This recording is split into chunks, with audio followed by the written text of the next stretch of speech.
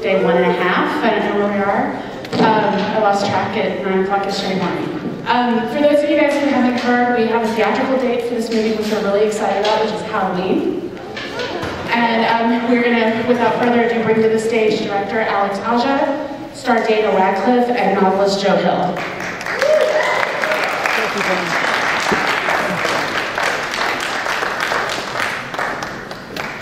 And we are gonna pass the mic, so if you will put your hand up if you have a question, we'll bring you the mic.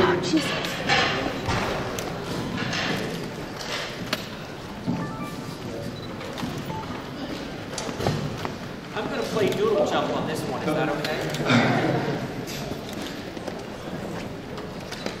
Yes, Daniel, over here. So, Now, as I understand it, the subject of the story is very, very dark, and so did you have reservations about taking this on to begin with, and also what challenges did you go through as you prepared for the role? I definitely didn't have any reservations in terms of the darkness. Oh, hello. Can you hear me? Working? Oh, you know, these are all kind of I speak really loud. Can everyone hear me? Is that okay? So I didn't have any reservations about the darkness of the movie. You know, I've done. I seem to be kind of. You know, even Harry Potter had quite a lot of darkness in it, and I'm definitely. Thank you. Yeah, and doing things like Equus and Privilege Man and things. I've always, I like Keely Dolan, so I like getting involved in that kind of stuff. And in terms of the challenges of the movie, it's a challenging part, and there's a lot to kind of mine in terms of his what he's gone through prior to the beginning of the film, and then as he's going through it, I sort of break down the script in the way that I approach anything, and then you have the sort of more superficial but a lot of fun challenges of the prosthetics and stuff, which is mainly a challenge of just staying still for me. So yeah. Thank you. Hi, I'm Heidi from DanRadcliffe.com. Birthday card. Thank you very much. It's fantastic. Oh, all of my favourite things. Fantastic. Thank you very much. So we've heard a lot from you over the years about what music you use to get into certain headspaces for certain characters. What got you in for this role? Did you ask me to make a playlist, or did I just do it? Yeah, I did. I just did it, right. And I do always make sort of playlists for the characters. And yeah, what was on this one? There was a lot. Well, there was a song that actually ended up in the movie by a band called The Shivers, called Lonely Road, and then there was a lot of Metallica and Megadeth, and what else? I guess there was a lot of some Radiohead, some Hope of the States. I'm trying to reel off as many as I can. Yeah, there was a lot, and I think it stretched maybe onto 2 discs by the end of it. It was, yeah. Yeah, and I still make discs, so.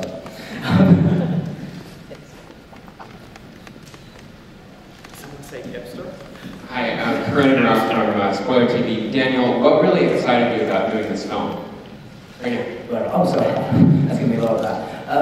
I mean, it's obviously an amazing book, and the adaptation of the book into a script was fantastic. I like things that, take an idea that sort of everyone can relate to in some way, not necessarily being accused of murdering your girlfriend, but the idea that, of being an outsider and loneliness and coping with loss, and finding a really original, crazy way to deal with that topic. It's people want to talk about this film as being fantasy or horror and lots of things, but I always see that as being sort of feel free to disagree as the author of the book, but as magical realism in the sense that most of the world is very, very grounded in reality, apart from this one fantastical thing that's happening in the middle of it. Thank you.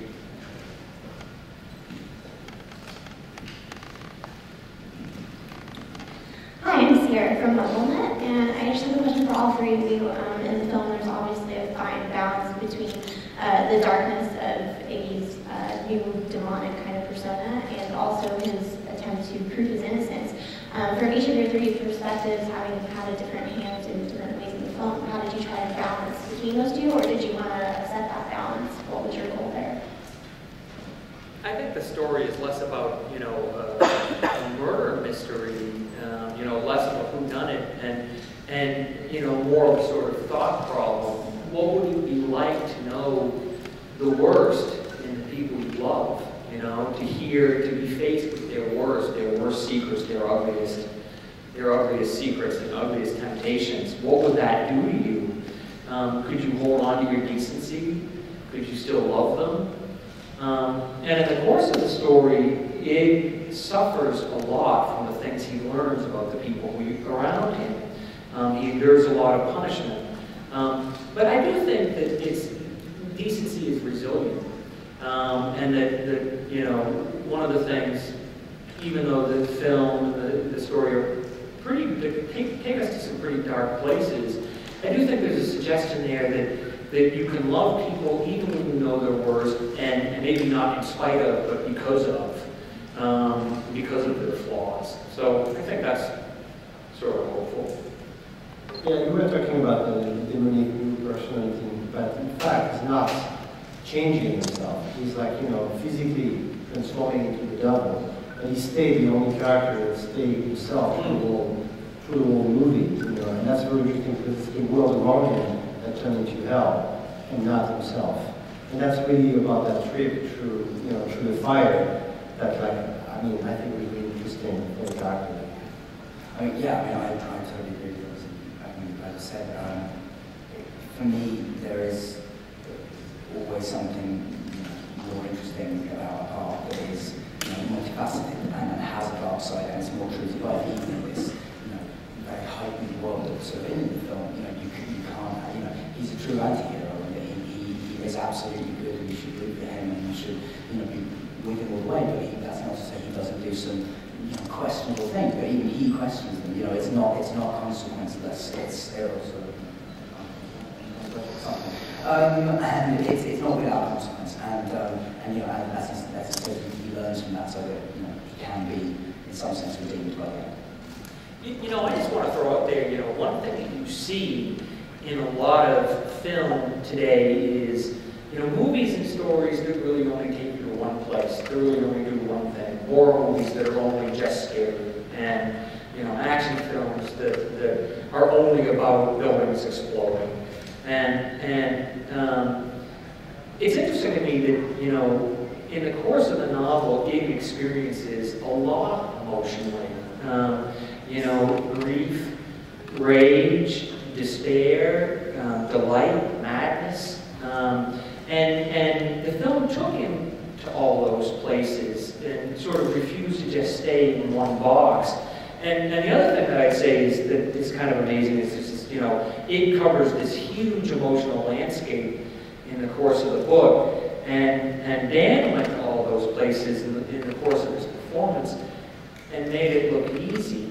And I always think whenever you see someone, an artist, do something difficult and make it look effortless, you're seeing the result of someone who's worked very, very hard, harder than the people around them. So I count us very lucky that Dan decided he wanted to take on the part. It's a big reason why I think the film is, you know, is successful. Yeah, I completely agree. Thank you very much. Yeah, I'm not going to say anything else. I'm just going to leave it at that.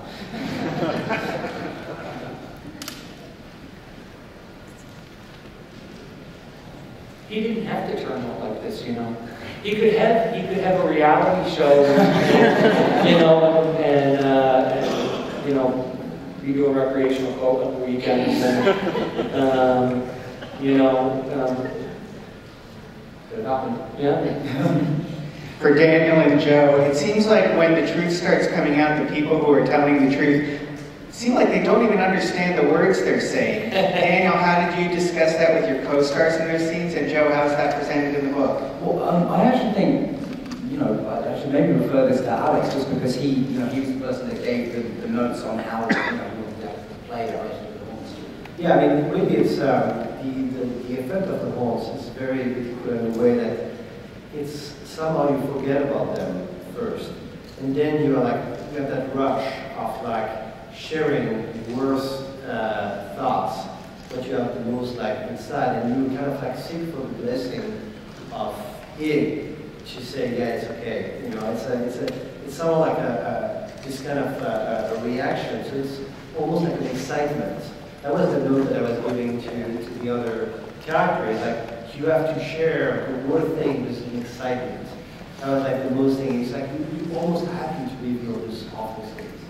And then you want to eat more. Yeah. Confession is good for the soul. Hi, I'm Harrison from Unleash the Fanboy. I had a real quick question. There's a specific sequence in the movie where Aang more or less embraces the horns. It involves some reporters. It's kind of the start of almost a dark comedic term in the movie, or at least for me it was. And I wanted to know what the inspiration for that scene was specifically. Not for everyone. I mean, you know, I found it very amusing myself. It's interesting because for me, the book and the movie are so intertwined right now that I feel that everything that's in the movie is in the book. But that's not the case for that scene. But you know, when we had that in the script, it was such an obvious, great manifestation, a great moment for his character being fooled by, for so many days by that press and that reporter to just turn and use the power against them. And it was just like a really fun moment. And I think, correct me if I'm wrong, but I think Dad really enjoyed that a lot. Yeah, I did. There was something kind of beautiful about that. You're right, it's a very, very fine sequence, and it's dark and funny, and the music was at that moment, it's great, and yeah, it was, I got no small pleasure out of that scene. Whenever a scene is exciting, it's always because there's a little explosion of awesome somewhere in the middle of that scene. And that explosion always has to come from character.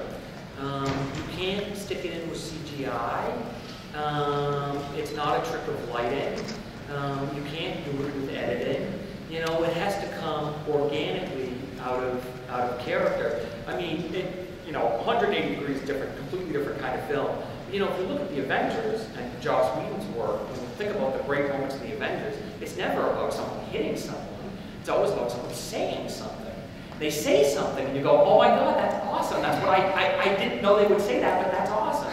And that's the moment, that's what you, in any good piece of work, I think that's what you look for, is a chance for the character to be so full of themselves that the audience gets excited and says, I love this. A question for Daniel. What kind of director is Alexandre? I really cannot say enough nice things about Alex, but I'm going to. The story I'll tell you that just exemplifies why he is so brilliant is that at the end of the film, after we finished the last shot, myself and the script supervisor and some of the directors and the camera guys all stood around for an hour talking about what a pleasure it had been to work for him. And you might get that from actors sometimes, but that is very rare to happen across the crew. I think one of the things, the reasons for that is that some directors walk onto set with an attitude that they are the only person with the creative impulse, and they are the only artist on that set. And immediately the crew feels that, because a film crew is a group of incredibly talented, technically skilled people in many different, with many different roles, and if they know they're being listened to and that they're being collaborated with rather than just told what to do, it inspires me and them, and it made it a pleasure to come to work every day. Also because you knew he was going to do something, he was going to create one of those awesome moments, and it was a pleasure to be a part of his vision every day. It really, it was. I think it's a dirty Frenchman. I didn't say it wasn't that. We're talking about a clip that we're going to show later, and we had a really, really long discussion about whether or not we could have, some bear wagging dick in the the thing is like when Alex is like it's only a little bit, which I actually not think is very charitable to the actor or the question. But but he does awesome stuff. It's great. It's amazing. Pretty good. Daniel, I know you just turned 25. Happy birthday. I actually had to remind myself that you were 25. It feels like you've been around for a while. About 15 years. Do you have a clear sort of idea of what the next 25 are going to hold? Do you have this vision of where you want to be and what you want to do, or is it just... not specifically. Like I want, you know, I'm hoping in 25 years time I will, you know, have a family and be. I would like to have directed by then as well. That's something I really want to do down the line. But you know, I just want to keep working. Really, you know, I just want to keep acting, and I still feel like there's, you know, playing one part for a very long time builds up in you a desire to play as many different things as you can. So I'm really enjoying, you know, that at the moment. So no, but I don't know where we'll hold. I'm looking forward to it. More theatre, that happens. Oh yeah, more theatre, yeah.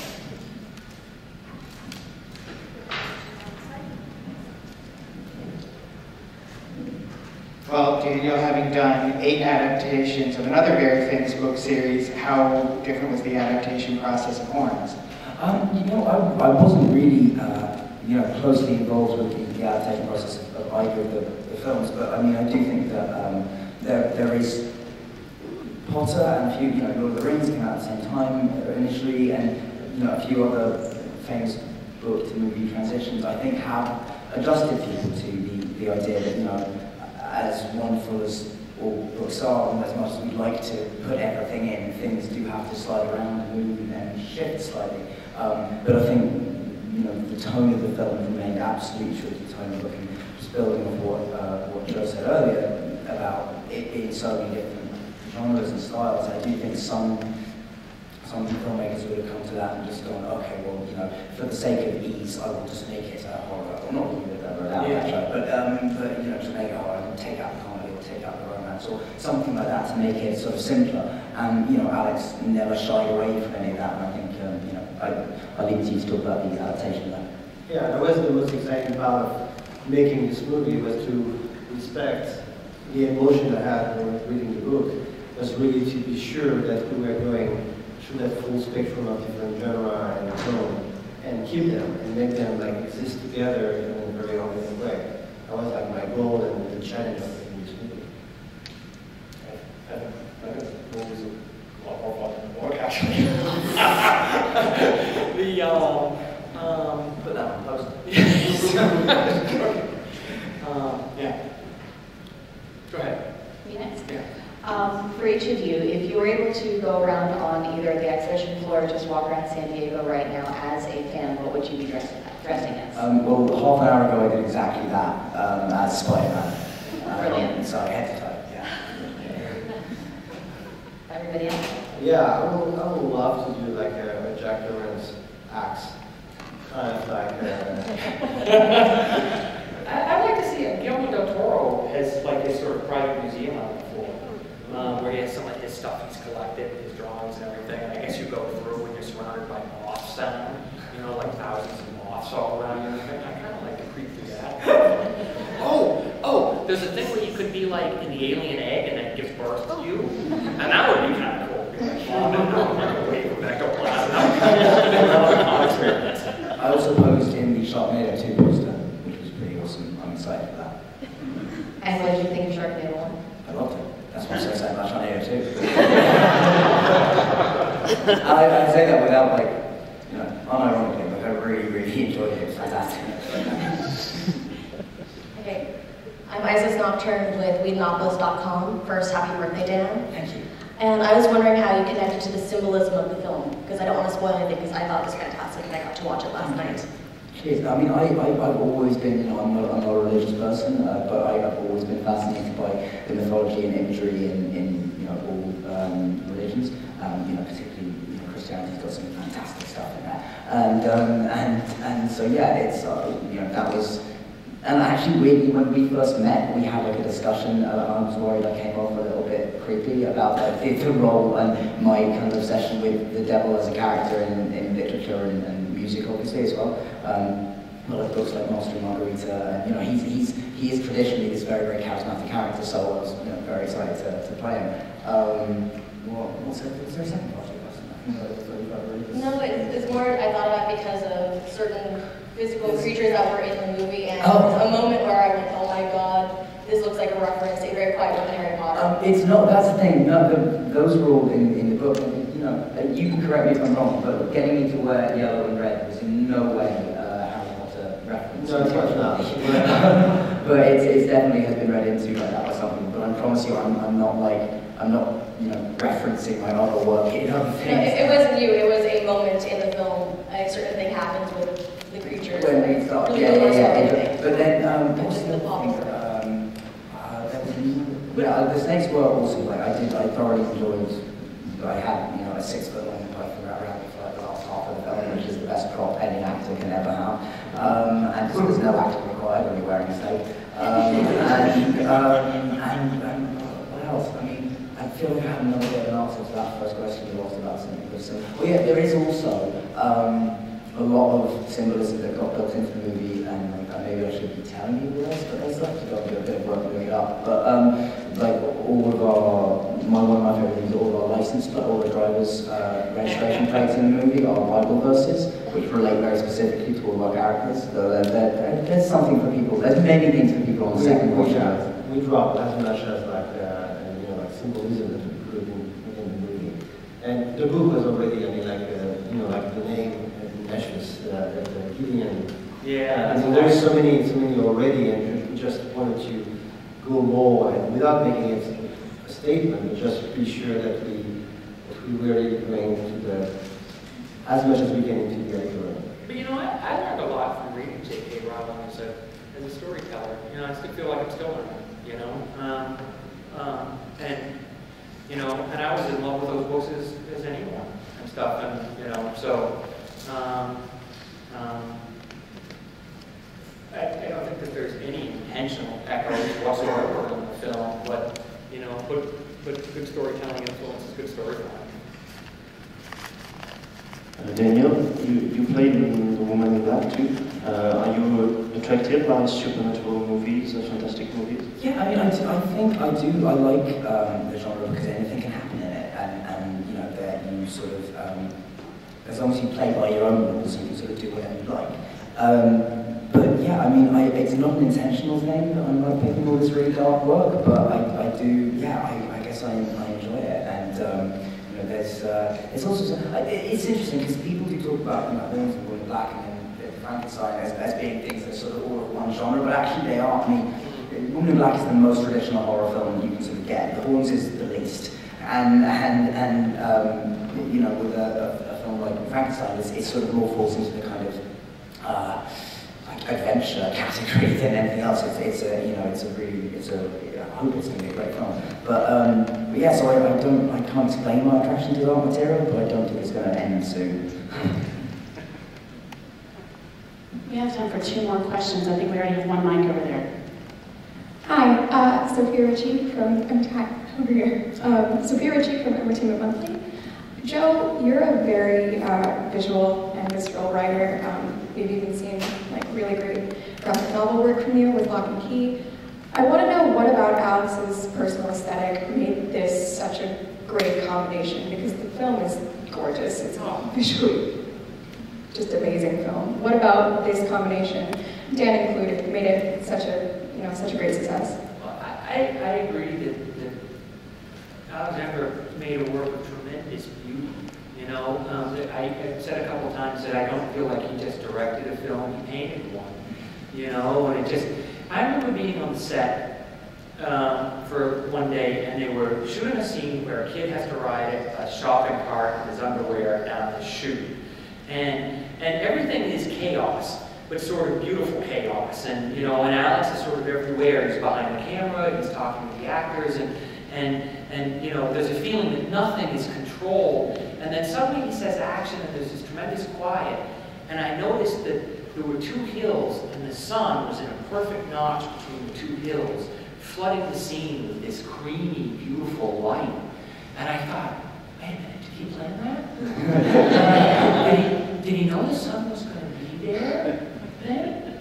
No, he couldn't. He said, I talked to him later, he said he did. He knew the sun would be down. You know, it's just, every novelist I've ever met says that what they really want to do is direct.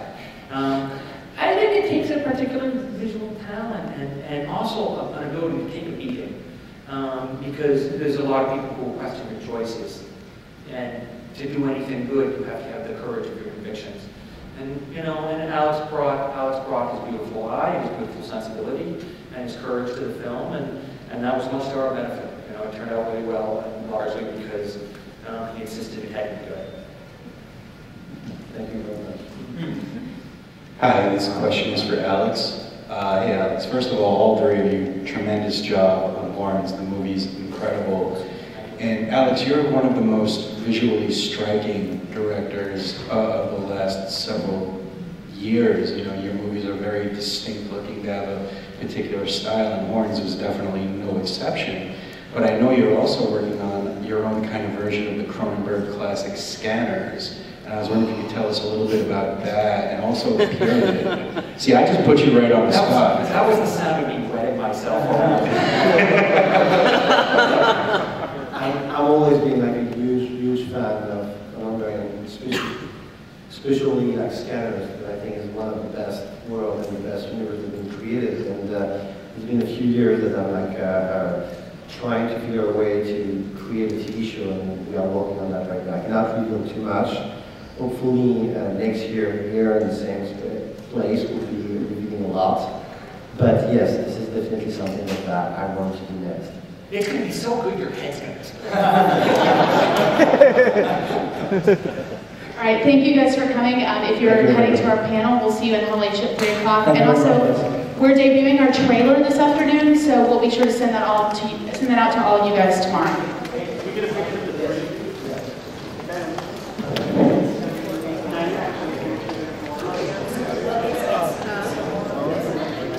Hey, nice to meet you, sir. Really good conversation. Good luck with not getting cease and desist order. I don't have kids. This is me. Do you have a card? Do you mind? No, I don't have a card. I could write something. I have a pen and paper. Sure.